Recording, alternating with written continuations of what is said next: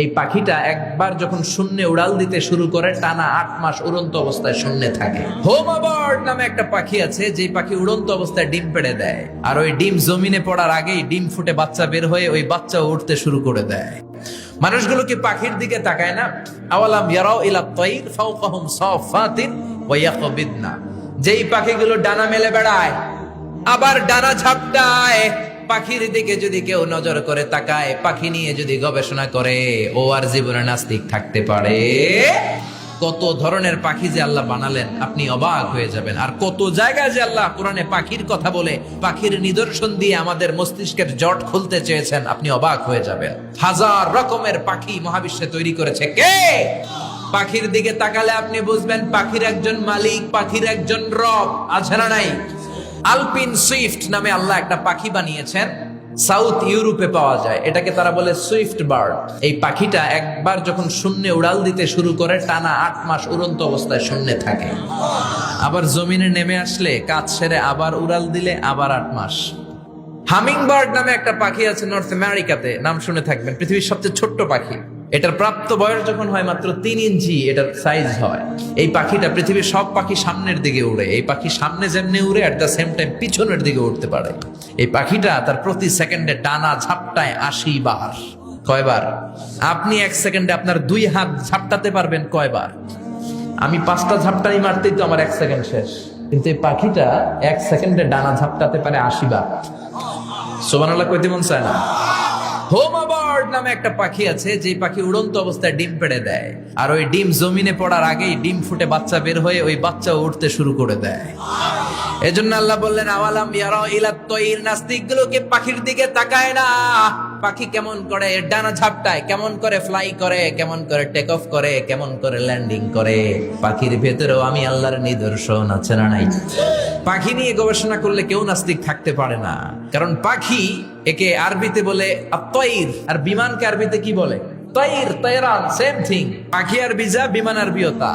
Birds and aeroplane maintain the same flying mechanism while flying. পাখি এবং বিমান যখন আকাশে উড়ে একই সিস্টেমে উড়ে, পদ্ধতি একটাই। এজন্য আল্লাহ পাখির দিকে নিদর্শন দিয়ে ইঙ্গিত দিয়ে বললেন, পাখি নিয়ে কি তোরা গবেষণা করিস না? আমরা এই পাখি নিয়ে গবেষণা করি নাই। এই পাখির উপর গবেষণা করে বিমান আবিষ্কার হয়েছে, এয়ারক্রাফট আবিষ্কার হয়েছে। কিন্তু আফসোসের বিষয় আমরা করতে পারি নাই, করছে খ্রিস্টান ইহুদিরা। 2 ভাই উইলভার রাইট অর উইল রাইট 1903 সালে তারা পাখি নিয়ে গবেষণা শুরু করলো। পাহাড়ের মধ্যে শুয়ে শুয়ে খালি ছবি আঁকে, কেমনে পাখিটা ডানা মেলে, কেমনে ডানাগুলো ঝাপটা মারে, কেমনে টেক অফ করে, কেমনে নামে। গবেষণা করতে করতে করতে করতে 2 ভাই প্লেন বানায় ফেললো। তবে এখনকার মতো এত অত্যাধুনিক প্লেন না, ছোট্টখাট্ট প্লেন, কিছুক্ষণ উড়ে আবার ধপাস করে পড়ে। বানাতে বানাতে তারা পৃথিবীর প্রথম প্যাসেঞ্জার প্লেন বানালো। ফ্রান্সের এক শহর থেকে আরেক শহরের নিরাপদে পৃথিবীর প্রথম যাত্রীবাহী বিমান ওঠানামা করলো। এই তো মানুষের স্বপ্ন পূরণ হয়ে গেল। আগে আমরা শুধু পাখির দিকে তাকায় হায় হায় করতাম, পাখি উড়ে, আমরা উঠতে পারি না। এখন আমরা পাখির চেয়ে আরো দ্রুত বেগে উড়ি না? আপনারা যে হজে যান, কেমনে যান? প্লেনে যান তো বুঝলাম, কিন্তু উড়ে উড়ে যান না? আমরা পাখির চেয়ে অনেক উপরে উঠতে পারি। যাত্রীবাহী বিমানগুলো ইন্টারন্যাশনাল ফ্লাইটে প্রায় 30,000 ফিট, 35,000 ফিট উপরে চলে যায়, ঠিক কিনা? এই পাখি নিয়ে গবেষণা করে তারা বিমান বানিয়ে ফেললো। এখন মানুষ রকেট দিয়ে মহাশূন্যে চলে যায়, চাঁদে চলে যায়, মঙ্গল গ্রহে চলে যায়। এই বিমান আবিষ্কারের আগ পর্যন্ত পৃথিবীর সব দেশের ছিল শুধু সেনাবাহিনী আর নৌবাহিনী। যখনই বিমান আবিষ্কার হলো, এবার শুরু হইলো বিমান বাহিনী, এয়ারফোর্স, মিলিটারি। এখন ড্রোন হামলা করে, মিসাইল হামলা করে, ব্যালিস্টিক ক্ষেপণাস্ত্র দিয়ে হামলা করে। এখন অ্যাটম বোমা দিয়ে জাপানের হিরোশিমা নাগাসাকিতে লিটল বয় আর ফ্যাট ম্যান নামে 2টা বোমা আমেরিকা মেরে পুরো জাপানকে শেষ করে দিয়েছিল। চিল্লা এখন ঠিক কিনা? এখন পাইলট ছাড়াও রোবট দিয়ে বিমান চালায়, এরকম আছে না নাই? এজন্য আল্লাহ বললেন আওয়ালাম ইয়ারাউ ইলা তাইরি ফাওকাহুম সাফাতিন ওয়া ইয়াকবিদ মা ইউমসিকুহুন্না ইল্লার রহমান ইন্নাহু বিকুল্লি শাইইন বাসীর। ওরা কি পাখির দিকে তাকায় না? পাখির মধ্যেও আমি আল্লাহর নিদর্শন আছে না নাই? আছে না নাই? এজন্য গবেষণা করতে হবে। আমাদের কোনো রিসার্চ নাই, গবেষণা নাই। গোটা বিশ্বে মুসলমানরা নির্যাতিত, কারণ আমাদের গবেষণা নাই। আমরা কথা বলি বেশি, কাজ করি কম। চিল্লা এখন ঠিক কিনা? আল্লাহ বললেন গবেষণায় ডুব দে। কোরআনের ভেতরে গোটা বিশ্বের সব সফলতাকে ঢুকিয়ে দিয়েছে কে? এবার হিন্দুরা ইন্দ্রদেবের কাছে চায়, ওদের ধর্মমত অনুযায়ী ইন্দ্র দেবতা পানি দেয়। আমরা বলি ইন্দ্র পানি দিতে পারে না, বৈশাখীও পানি দিতে পারে না, পৃথিবীর কেউ এক ফোঁটাও পানি দিতে পারে না। পানি, বৃষ্টি, মেঘ দেয়ার মালিক কে? জোরে বলে। আল্লাহ বললেন, গোলাম এই পানি থেকে তোদেরকে আমি বানালাম। ওয়াজআলনা মিনাল মাই কুল্লা শাইইন হাই আফালা ইউমিনুন।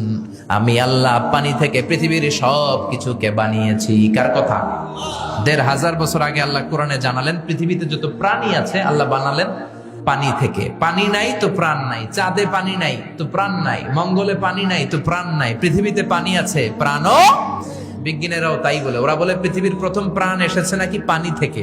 ওরা নাম দিয়েছে অ্যামিবা। কি নাম শুনেন নাই?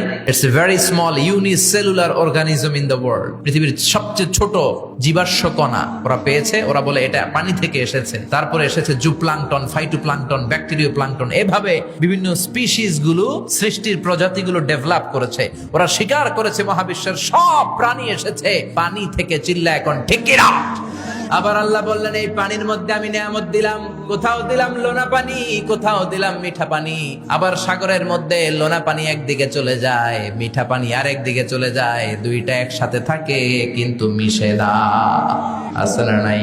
মারাজাল বাহরাইনি ইয়ালতাকিয়ানি বাইনাহুমা বারযাখুন লা ইয়াবগিয়ান ফাবিআইয়ি আলাই রাব্বিকুমা তুকাল্লিবান। দুই দরিয়া আমি বইয়ে দিলাম। এক দরিয়ার পানি একটু স্পষ্ট স্ফটিক স্বচ্ছ, আর একটা একটু ঘোলাটে, আর একটা কালো। দুইটা সাগর একসাথে লেগে আছে কিন্তু একটার পানি আর একটার সাথে মিশে না। মাঝখানে অদৃশ্য দেয়াল দিয়ে রাখলো কে? আবার বাংলার জমিনে শত শত নদী আল্লাহ দিলেন, মিঠা পানির নদী। আমাদের নদীগুলা যদি লোনা পানির নদী হতো, আমাদের ফলমূল গুলা, গাছ গুলা বাঁচতো নাকি? মিঠা পানির নদী দিয়ে আমাদেরকে ধন্য করলো কে? কেমনে নাস্তিক হয় রে ভাই? এই পানির নেয়ামত, রিজিকের নেয়ামত, মহাবিশ্ব কত সুন্দর করে তিনি সুশোভিত করেছেন। এগুলো যদি কেউ নজর করে তাকায়, কেউ কি নাস্তিক থাকতে পারে? যতগুলো কথা বলেছি কোরআন সুন্নাহর আলোকে বলেছি, বানিয়ে বলি নাই। তারপরেও আমার মনের অজান্তে কোনো মিস ইনফরমেশন যদি আমার মুখ ফসকে বের হয়ে যায়, সেগুলো যেন আল্লাহ তাআলা আপনাদের স্মৃতিপট থেকে মুছে দেয়। আমরা বলি আমিন। সত্য, সুন্দর, হকের পক্ষে কল্যাণকর যা বললাম তার সবটুকুন আল্লাহ তাআলা প্রথমে আমাকে এবং আপনাদের সবাইকে আমলের তৌফিক দান করুক। আমরা পড়ি আমিন।